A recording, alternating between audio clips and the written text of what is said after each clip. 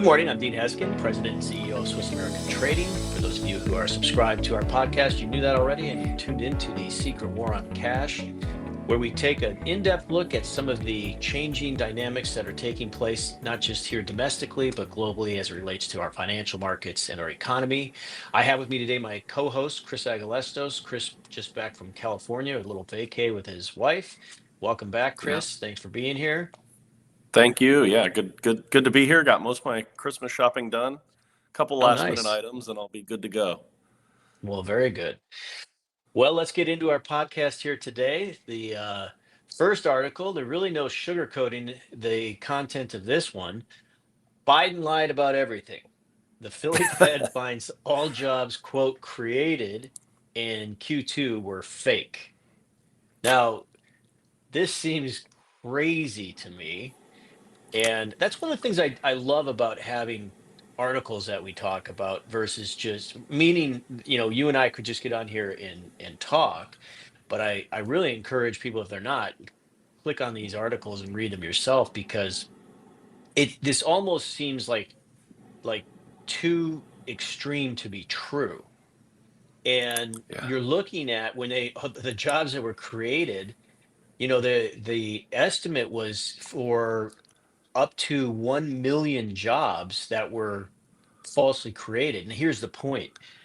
You you can't you can't like fake this, meaning like somebody consciously made an effort to distort the reporting on the number of jobs that were being created. Yeah. And it just lends to, and I guess here's another thing when I read or see something like this, Chris, and I'll let you talk here in a moment about it, but like, it's like anything in life.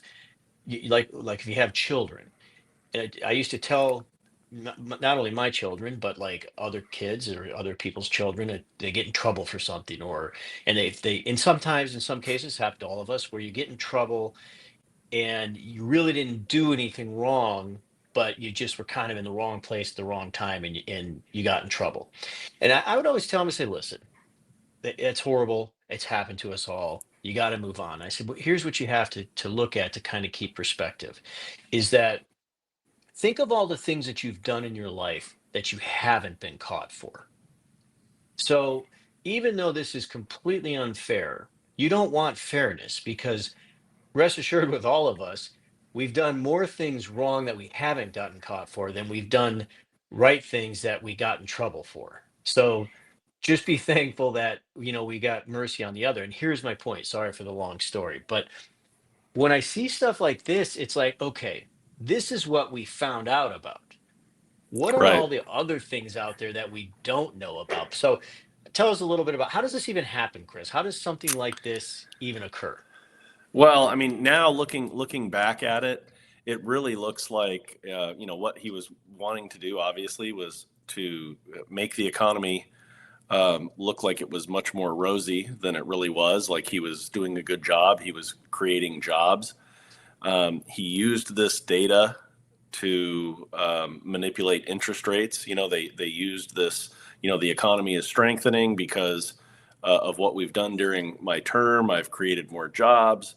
Raising interest rates has cut inflation back, and now things are looking good.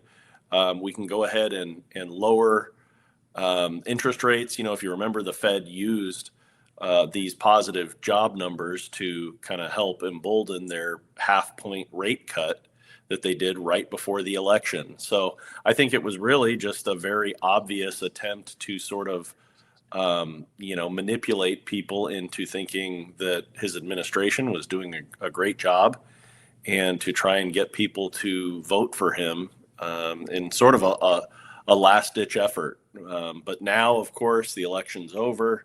He lost. People voted probably based on what they were feeling as opposed to what the news was telling them.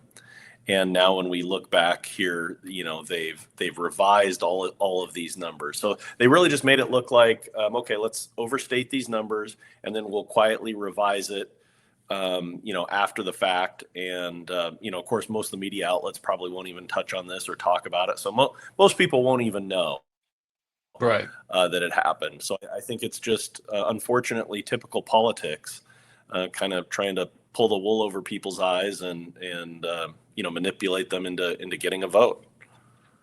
Well, 100%, and I get that. I mean, look, there's different ways that the government and various administrations have manipulated data forever. It's been going on since the beginning of time. But Yeah, here's another thing. Like when you look at something like this, first off, it's not a million. It's like 800 some odd thousand jobs, but let's call it's it a a million lot. for discussion. Yeah. That's a huge overstatement. Number one. What Hmm. part of it also I don't understand is that it's the year we're coming to the end of 2024. Hmm. Information is at our fingertips at nauseum. You can get information on anything, things that you don't even want information on. Obviously, you can have access to. How does Wall Street not come into the equation here? Meaning, like this, more jobs has a very specific impact or influence on the stock market, on Yeah. companies and their share value. So when all this data is coming out, how is it that Wall Street doesn't say, whoa, whoa, whoa, hold on a second here. Where you're saying there's a million jobs we can't find. Like if it was 10,000 jobs, I get that. 20,000, Yeah. but a million jobs or 860, 1,000 or whatever the number is, how does Wall Street not, blow the whistle and say, wait a minute, we've got a little bit of a discrepancy here? Or maybe Yeah. is Wall Street perhaps just turning a blind eye and a deaf ear to this whole deal? Well, it made them money, right? I mean, the market grew pretty well during that time period. So I think if people were aware of it, they were certainly still willing to ride that wave and make money. Now, the average investor probably had no idea, and so again, it's maybe a case of the elites or the people in the know being able to take advantage of others' ignorance. Right. Okay. So let's go into our next article then. Kind of related. We've got we've I think this has become we've actually done a podcast about this before, but this is becoming more well known now. But waste of the day, they call it. $267 million, excuse me, spent on fighting misinformation. Now, if for anyone tuning in who's not familiar what they're talking about here, the government spent 267 million to fight the spread of misinformation. However, what the 267 million basically was doing was actually spreading misinformation. They were Right. paying to suppress what the facts or reality was, or they were paying to create some kind of a distorted perspective. And there's a lot of things in this article that again, it's just like the first one, it's worth a read to get in there and just look at some of the various things that they did. um, in fact, one of them I found interesting. 127 million of the misinformation grants were related to COVID-19. Yep. So, I mean, this is again another thing that you're not hearing the mainstream media outlets or sources talk about this much, but this is a big deal for a lot of reasons. And Yeah. especially looking at the job reports, that is something that this type of money or this type of entity would be involved in. And this is we're in the we're about to shift gears in terms of a new administration, Trump administration, version 2 coming in. So, and we've heard Trump talk about this, where these are the type of things that in fact, with Musk, they're going to try and align themselves to, you know, reveal what waste is out there, eliminate waste, etc. So, I guess, Chris, in your opinion, do you think that with the shift in the administration, is this misinformation problem going to go away? Is it going to be gone? Well, hopefully, but you always you always run the risk that whatever administration is in there, that they're still going to use misinformation just to their benefit. So I'd like to think that Trump, who has really campaigned and on draining the swamp, right, and giving more information to the people, I'd like to think he'll do the right thing and stop wasting this money on, and again, on misinformation. They're not even telling us what they're really doing with the title, when the government says we're gonna spend this almost $300 million to protect you from bad information. what they're really doing is just censoring what information we want you to have and what we want you to think. So it's all just money spent on censorship and to paint whatever picture they want to paint. And that's how the COVID. I mean the COVID situation really clearly illuminated what was going on here. And you even have Mark Zuckerberg after the fact admitting that Facebook made mistakes and they really shouldn't have silenced people that were expressing concerns about the vaccines and the effectiveness of wearing masks and social distancing and all of that. A lot of people were canceled and had very real negative effects on their careers and their reputations. Doctors and other medical professionals that were saying that, look, this information that we're being fed is not all accurate, and so this is taxpayer money that was being used to hurt those taxpayers and limit accurate information from getting out there under the guise of it being misinformation. And even recently, they talk a little bit about it in here, the hurricanes, horrible hurricanes that swept through Florida, several months ago. And I remember the story of the like the FEMA workers, deciding not to give funds or delay aid to the people who had, pro-Trump signs in their yards. And that was one of the things that this program labeled as misinformation. And then, of course, Congress looked into it and found out that indeed it was true and it was happening. So, Unbelievable. yeah, I think the bottom line is, I think most Americans are capable of making up their own minds. We don't need the government to control everything and censor the data. Give us the information. I mean, that's why our founding fathers were so big on freedom of speech, because if you get all of the information out there, people can use their own rational minds and decipher the information and make decisions for themselves. And I think this is just another example of government waste under the guise of trying to protect the citizens. Right. Well, and the interesting thing about it is that at the end of the day, even if the government was finding misinformation, they have the ability or capability to rebut it.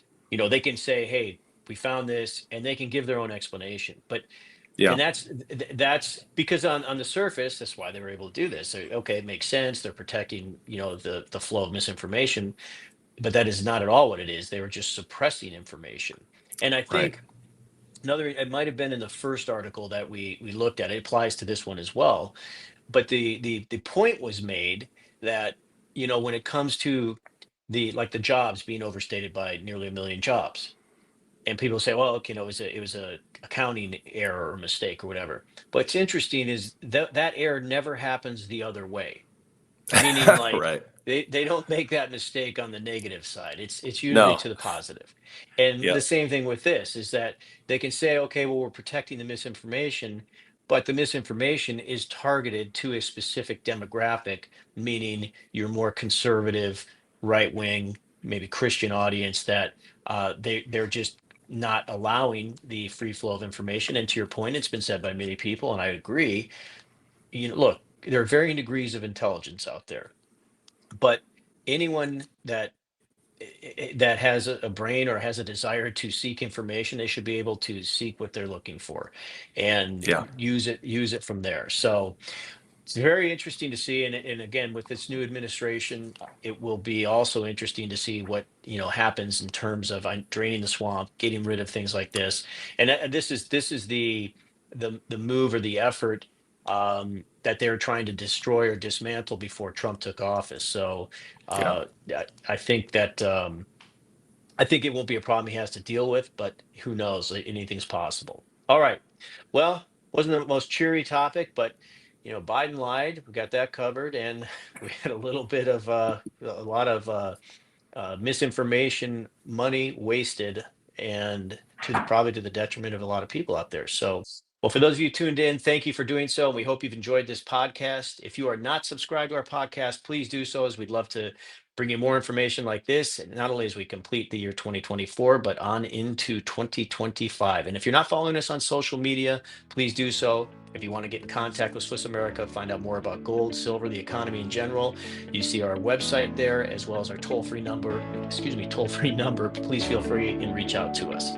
Thank you so much. Have a great rest of your day, and we look forward to seeing you again soon.